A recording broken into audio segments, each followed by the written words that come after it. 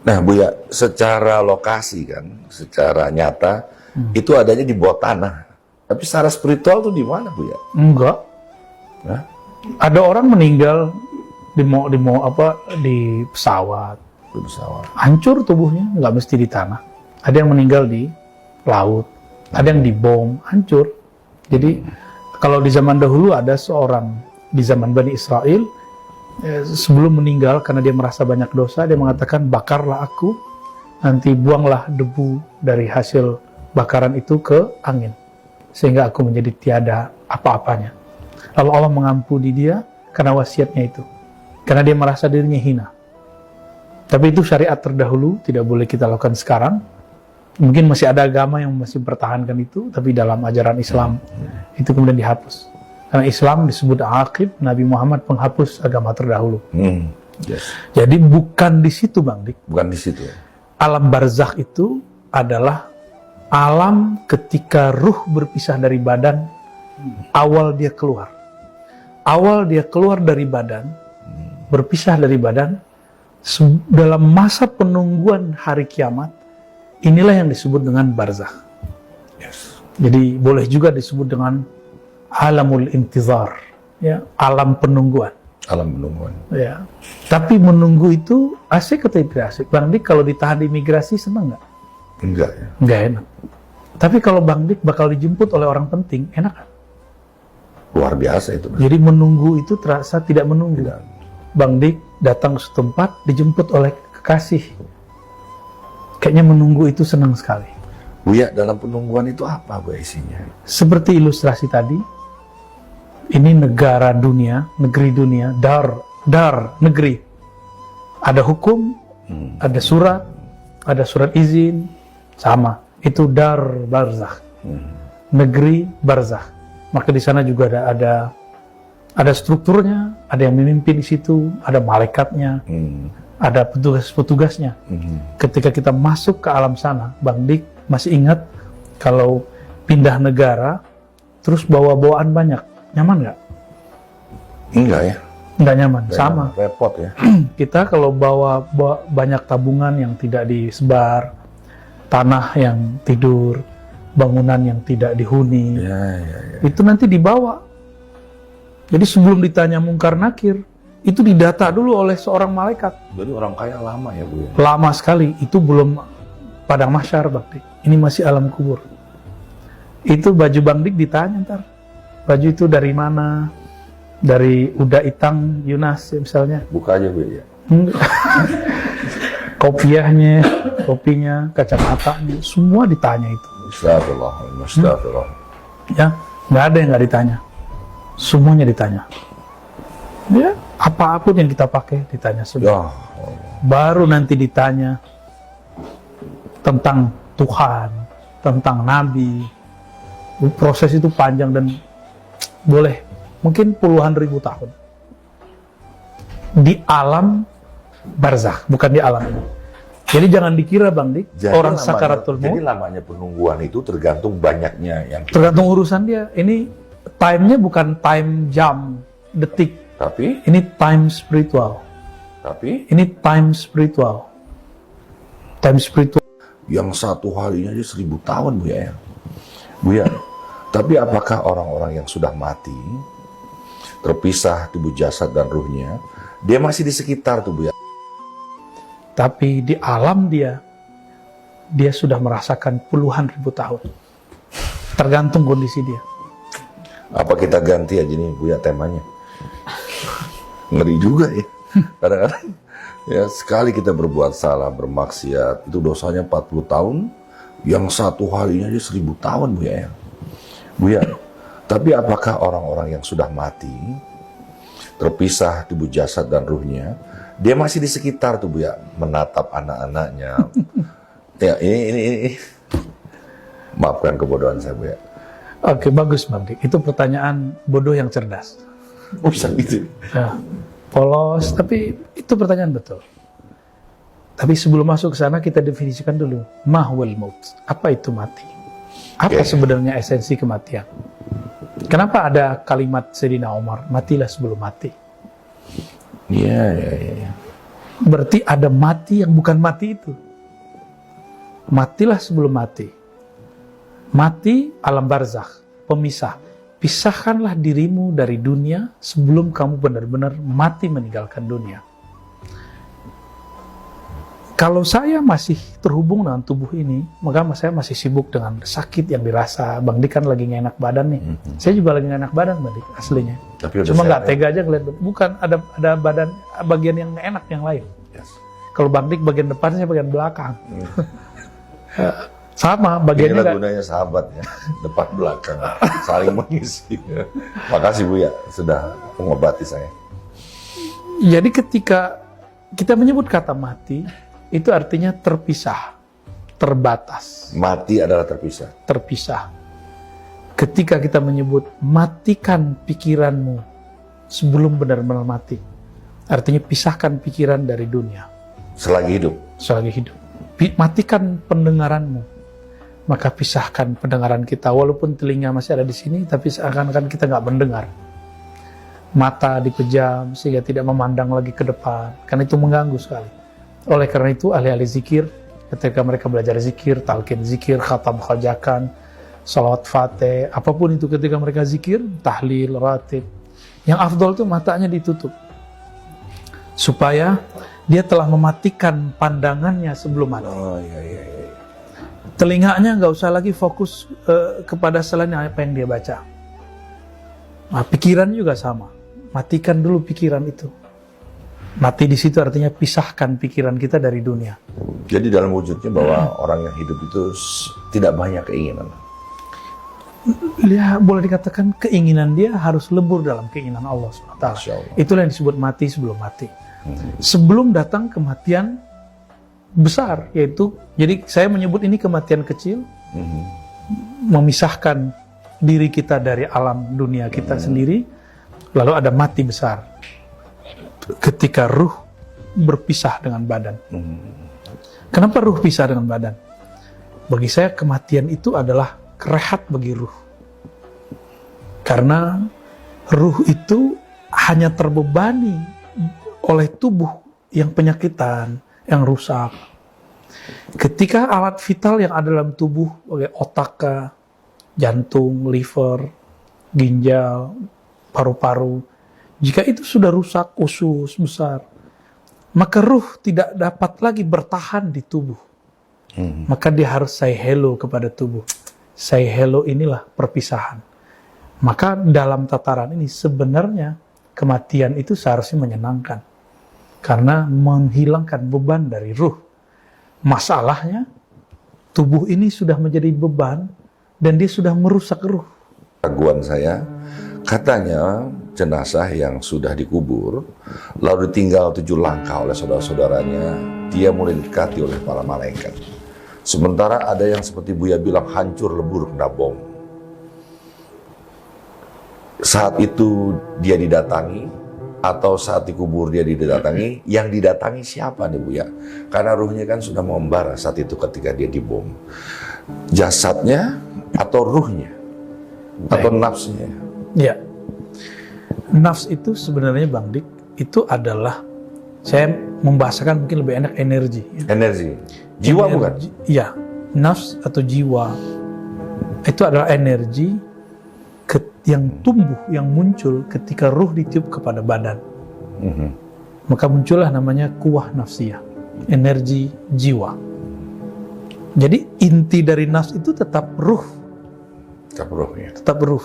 Namun porsi nafs ini lebih banyak kepada jasad. Kepada jasad. Ya, tapi sumber energinya adalah ruh. Jadi ruh ditiupkan, maka muncullah lapisan energi yang kita sebut nafs. Lapisan ini langsung berhubungan dengan jasad. Nah, ketika jasad hancur, baik di tanah, itu kan sama. Kehancuran di tanah hancur juga. Hancur di atas sama hancur juga. Hancur di laut itu sama-sama hancur. Tubuh boleh hancur, tapi kan ruh tidak hancur. Karena tanah menghancurkan fisik, karena tanah itu fisik. Ledakan bom, ledakan pesawat, semuanya hanya menghancurkan fisik. Dimensi batinnya yang nafs tadi tidak hancur. Nah, ketika Allah meniupkan ruhnya, kita boleh sebut ini ruh nafsiyah. Ruh nafsiyah. Ruh nafsiyah ini kemudian ada yang dia bertahan energi itu selama hayat masih di kandung badan. Ada yang Allah sisakan. Itu kita boleh sebut ruh barzakhiyah. Ruh yang masuk ke alam barzakh itu nafsiyahnya juga, tapi nafsiyah barzakhiyah. Jiwa yang masuk ke alam barzakh. Sedangkan jiwa yang di alam kehidupan itu sudah hancur, ikut hancur bersama dengan tubuh. Tapi nafs ketika masuk ke alam barzakh itu sudah nafs yang masih disisakan Allah. Inilah yang kemudian ini mendetailkan apa yang saya bahas-bahas sebelumnya. Mungkin istilah ini baru kita keluarkan pada saat ini ya. Si nafs ini intinya juga sama, dia tetap adalah ruh. Jadi boleh kita sebut ar-ruh an-nafsiyah. Sedangkan yang ditiupkan pertama kali itu namanya ar-ruh al-amriyah. Ruhul amr. Amr, perintah Allah. Jadi dia ketika tubuh kita sekarang yang ada di Bang Dik itu namanya nafsiyah. Atau ruh nafsaniyah. Ya. Ruh nafsaniyah ini Allah sisakan energinya untuk di alam barzakh. Untuk di alam barzakh. Inilah yang kemudian ditanya, yang diberikan kebahagiaan, yang diberikan siksaan. Dan ditanya malaikat. Jadi dia itu intinya tetap ruh. Jadi dengan 7 langkah setelah saudara-saudaranya pergi dari makam itu, istilah itu untuk apa? Itu cuma ungkapan aja. Ungkapan menunjukkan waktu. Jadi kalau saya buat ilustrasi Bang Dik sebelum sampai ke sana, ruh yang inti kemudian memancarkan energi nafsaniyah. Nafsaniyah ini ada 2 pancarannya, 2 lapis. Satu yang terdalam, ini bertahan ketika orang mati. Ada yang bagian terluar, ini hancur ketika jasad hancur. Buya. Seperti yang kita sebutkan tadi Bang Dik, pertama adalah hisab. Jadi ada hisab sebelum hisab. Ada hisab itu adalah hisab barzakh. Ada malaikatnya khusus. Ya, malaikat ini oleh beberapa masyayikh kita disebut namanya kiraman. Wallahu alam, saya belum memastikannya. Malaikat ini akan menghisab, mendata dulu semua yang Bang Dik bawa. Seperti pendataan di imigrasi. Apa saja yang mau kita masukkan ke bagasi, ya, semuanya diperiksa. Atau ketika kita masuk ke ruang tunggu supaya itu safety, maka ini di scanning semua. Nggak jauh berbeda. Apapun yang saya bawa, yang saya belum infakkan, yang belum saya bagikan di waktu di dunia, itu semua akan didata. Apa yang pernah saya makan, saya minum, semuanya didata. Setelah itu didata, baru kemudian malaikat datang, malaikat Munkar Nakir. Jadi pertanyaan Munkar Nakir itu adalah fase kedua di alam barzakh setelah hisab. Kita sebut ini hisab barzakhi, hisab alam barzakh, yang kemudian setelah adalah itu, fitnatul qabr. Ini disebut dengan pertanyaan ujian di kubur. Lama sekali Bang Dik, sangat lama. Jadi dari fase pertama ke kedua itu panjang. Walaupun dalam hadis ceritanya sangat pendek sekali. Kan Nabi lagi cerita beliau, kisah beliau dikisahkan ulang oleh para periwayat hadis. Periwayat hadis hanya menceritakan yang mereka dengar. Tapi kalau ahlullah, mereka mengalami sendiri, bahkan dimasukkan Allah ke alam sana, baik laut mimpinya, mati surinya, lalu zikirnya. Dan ini diabadikan oleh Imam Ibnu Qayyim dalam kitab Ar-Ruh. Saya sangat menyarankan Bang Dik baca buku itu, kitab Ar-Ruh. Kitab Ar-Ruh. Ya. Apa pertanyaannya? Dia nggak nanya Bang Dik ini tahajud, nggak nanya. Nggak ditanya Bang Dik ini sholat hafal Quran berapa, Yang istri ditanya berapa, nggak ditanya. Alhamdulillah, beneran ya? Serius. Nggak ditanya Bang Dik ini tentang baca Qurannya berapa juz sehari, nggak ditanya. Yang ditanya, man Rabbuk, Rob kamu, Tuhan yang kamu cari, Tuhan yang kamu tuju, Tuhan yang kamu menghambakan dirimu kepadanya, itu siapa? Jadi nggak ditanya aneh-aneh. Ibadat nanti, Bang Dik. Oke. Nanti Pertama pertanyaan. ditanya siapa Tuhan. Siapa Tuhan dulu? Yang kedua Buya. Yang kedua, itu kalau bisa jawab. Yang jawab nanti bukan lisan ini, Bang Dik. Apa yang sering kita ingat semasa hidup. Lalu, itu yang lebih dominan. ya, Bang Dik, kita ngobrol begini untuk apa? Mau viral lagi? Viral. Mau terkenal lagi? Nggak kepikiran Buya. Mau fulus? Enggak. Kalau itu berarti itu Tuhan kita. Jadi saya berbuat untuk apa?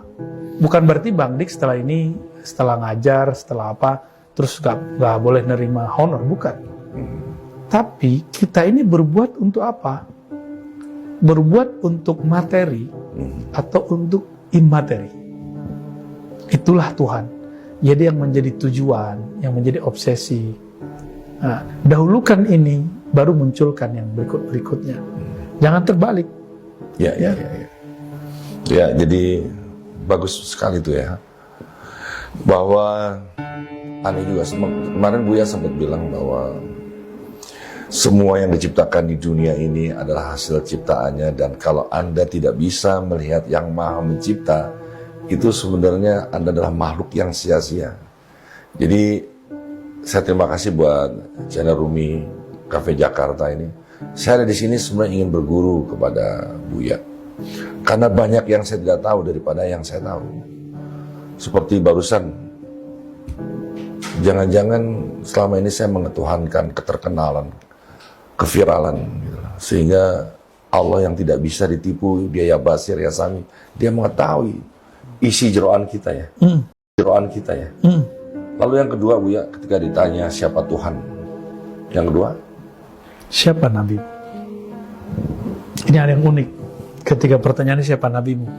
nah ini, Kalau di riwayat lain, bukan siapa nabimu. Tiba-tiba ditunjukkan satu sosok, lalu nanti Bang Dik ditanya, itu siapa? wujudnya langsung. Ya. Ini dalil mimpi. Maksudnya gimana Buya? Jadi ketika Bang Dik nanti masuk ke alam barzakh, nanti ada satu sosok dikasih unjuk. Lalu Bang Dik disuruh tanya, ini siapa? Jika waktu di dunia tidak mempelajari tentang dia, siapa dia, tidak pernah bermimpi dia, tidak pernah melatih sir jiwa ini, rahasia di dalam kolbu ini, untuk mencari tahu siapa dia, maka orang itu akan mengatakan, kayaknya mirip seseorang deh. Gitu. Sebut artis Korea gitu ya. Ya, nanti akan ngomong begitu. Akan. Tapi jika dia pernah mempelajari sosoknya, bahkan diberikan mimpi di waktu hidupnya. Allah. Dan ini dalil kalau banyak orang bertanya, gimana mimpi Nabi? Gimana memastikan Nabi? Kan belum ketemu.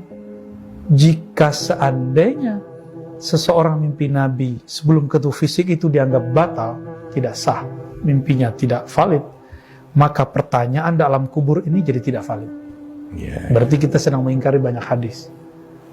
Allah lewat Sayyidina Munkar Nakir ngasih pertanyaan, ini siapa? Padahal secara fisik nggak pernah ketemu. Gitu. Lalu siapa yang pernah ketemu?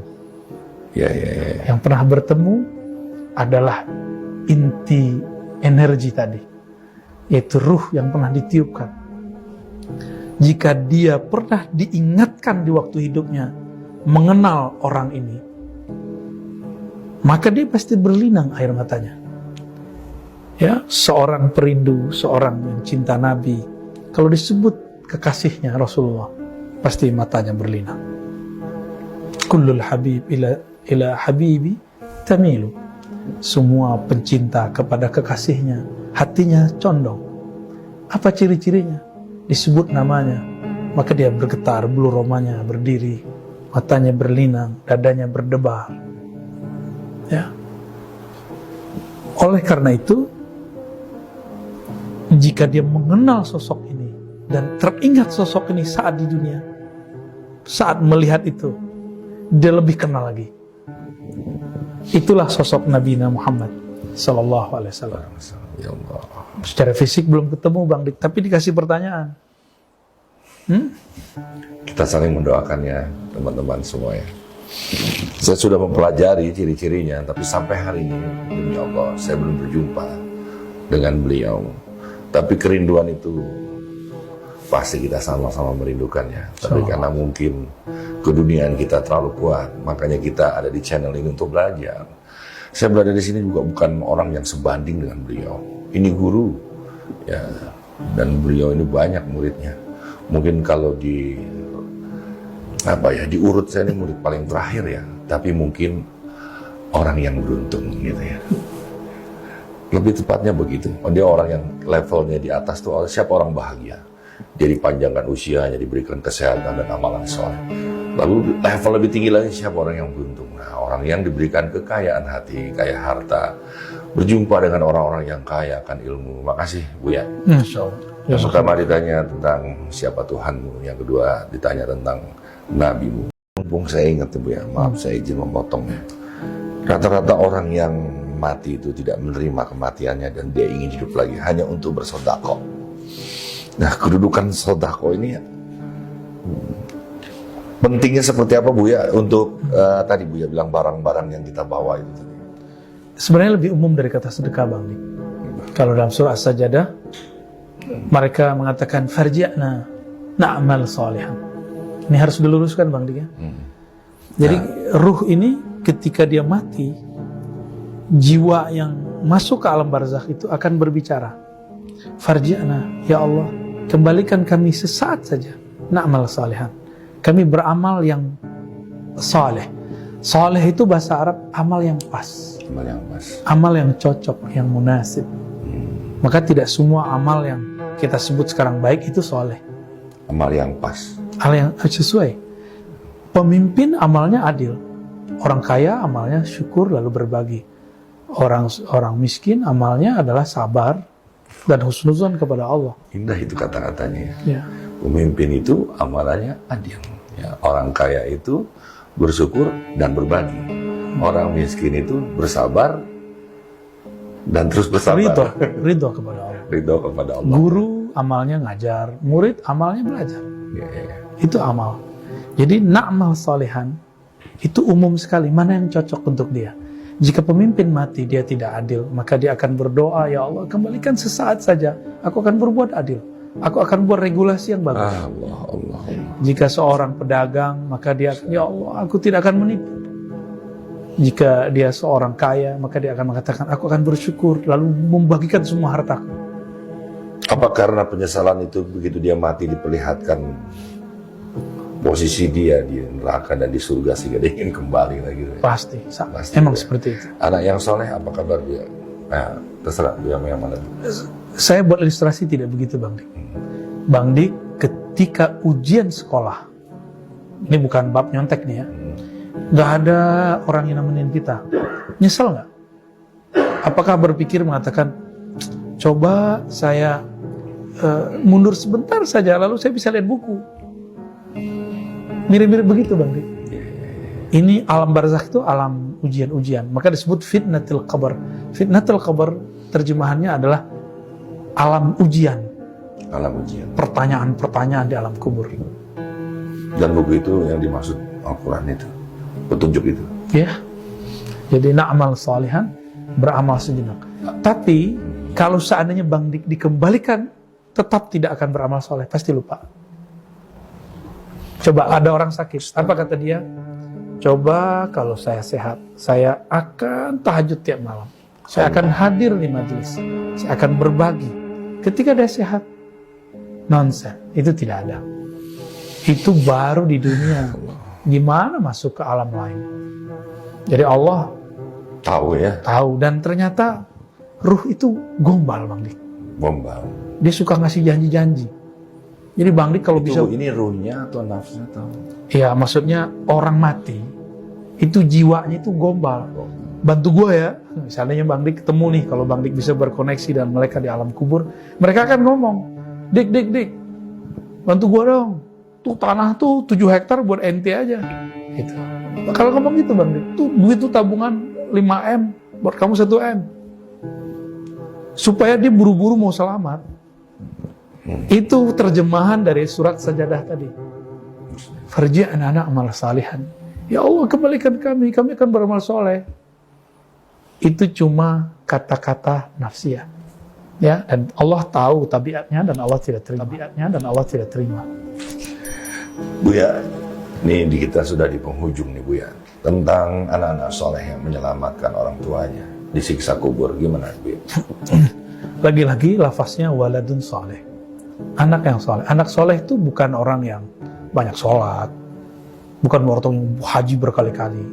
Uwais Al-Qarni di musim haji tidak berangkat haji, tapi ibunya mengatakan, aku dengan siapa wahai Uwais? Maka Uwais memberikan semua hartanya untuk saudaranya, sahabatnya yang mau berangkat tidak punya uang, tidak punya kendaraan. Maka soleh itu adalah amalan yang sesuai, yang relevan.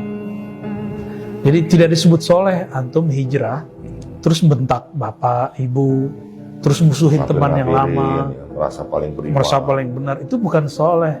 Itu amal baik tapi kurang tepat. Ya, amal soleh itu bukan kemudian dari penampilan. Tadinya tidak berjenggot, sekarang berjenggot. Tadinya celananya begini, terus jadi Koreaan. Bukan itu yang disebut amal soleh. Amalun soleh bahasa Arab, amal yang sesuai. Amal yang relevan. Ya. Kalau kita punya saudara, amal solehnya apa? Membangun silaturahim. Antum hijrah, mau amal soleh, tapi musuhin saudara cuma karena beda faham, itu bukan amal soleh. Astagfirullah. Ya, itu nggak masuk amal soleh. Jadi waladun salihun, jadi definisi anak yang soleh, anak yang beramal baiknya dalam pada waktu yang tepat dengan cara yang tepat. Itu baru disebut amal soleh. Maka tidak semua amal baik itu soleh. Jadi bisa juga diartikan soleh itu adalah orang yang benar-benar memikirkan perbuatan baiknya, ibadahnya dengan kemaslahatan orang banyak. Ya, sesuai dengan kemaslahatan. Ya, anak-anak yang beginilah yang dapat memberi syafaat kepada orang tuanya. Karena anak-anak begini pasti dia setiap hari mendoakan ayah ibunya. Tidak disebut anak soleh kalau nggak mendoakan. Ya. Di penonton channel Rumi Jakarta sudah banyak nih ya, kita saling mendoakan, kita baca Al-Fatihah buat anak-anak kita ya. Mudah-mudahan itu menjadi gelombang pusaran menuju arasnya, sehingga tadinya anak kita yang salah langkah ini menjadi soleh. Buya, ini nih pemirsa suka terkecoh dengan sinetron tayangan film-film horor yang bergentayangan ini ruh apa arwah. Dan Buya percaya nggak sih itu adanya kuntilanak? Ya saya nggak paham nih Buya, saya nanya benar-benar. Mau ketemu Bang Dik? Mari temuin. Ya, kuntilanak, kuntilenek, kuntilonok, ya. Genderuwo, ada gendrewi nggak?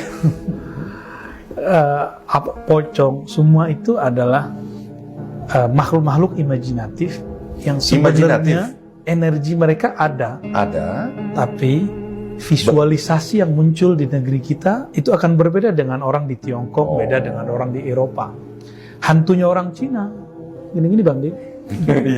Hantunya orang Eropa, ada giginya panjang. Masa suster ngesot kita malah lari ya? Maka laku lagi tuh ditonton orang. Itu agak-agak aneh. Ya, hantunya kita pocong, ya, kuntilanak, genderuwo. Sebenarnya itu semua adalah imajinasi kita tentang mereka. Maka mereka masuk lewat imajinasi itu. Tentu mereka tidak seperti itu. Ya, beda ya. Kenapa hantunya Indonesia beda dengan hantu Cina? Kan lucu Bang Dik. Kenapa nggak sipit sama tidak sipit ya? Jadi saya percaya jin. Jika yang dimaksud kuntilanak, genderuwo itu jin, saya percaya. Percaya ya. Sebagai makhluk bernama jin. Karena jin ini bisa menjelma. Maka yang dilihat orang adalah jelmaannya, bukan zatnya jin. Dan wujudnya fantasi masing-masing negara. Iya. Dan cobalah lihat orang-orang yang suka menggambar, katanya menggambar hantu, menggambar jin. Kok mirip-mirip gambarnya? Karena imajinasi yang melukis sampai di sana. Imajinasi saya tentang jin mungkin lebih banyak. Macam-macam bentuknya Bang Dik. Versi saya loh Bang Dik. Ya. Tapi itu kan versi kita, beda dengan versi Bang Dik. Ya. Orang Sunda punya hantu yang beda dengan orang Padang ya. Beda lagi dengan orang Malaysia, beda lagi dengan orang Cina. Yang paling lucu, ini lucu sebagai saya. Orang Islam menganggap jin itu, hantu itu takut dengan tasbih. Kalau orang Kristen takut dengan tasbih juga yang ada salibnya. Itu kan imajinasi anak-anak. Jin nggak ada urusan sama alat tasbih, sama salib itu nggak ada urusan. Itu imajinasi bocah. Ya. Komik nih kadang-kadang gara-gara komik nih ya suka begitu. Jadi kita percaya ada jin, tapi bukan itu. rupa-rupa itu. Ya. Dan itu bukan ruh orang meninggal. Jadi ruh orang meninggal, dia sudah masuk ke dimensi yang lain. Kalaupun dia berkoneksi dengan orang hidup, itu biasanya lewat mimpi atau orang-orang yang mungkin rohaninya mampu menembus barzakh itu, dia bisa berkomunikasi dengan mereka. Dan itu diizinkan Allah kepada sebagian besar nabi dan sebagian kecil wali.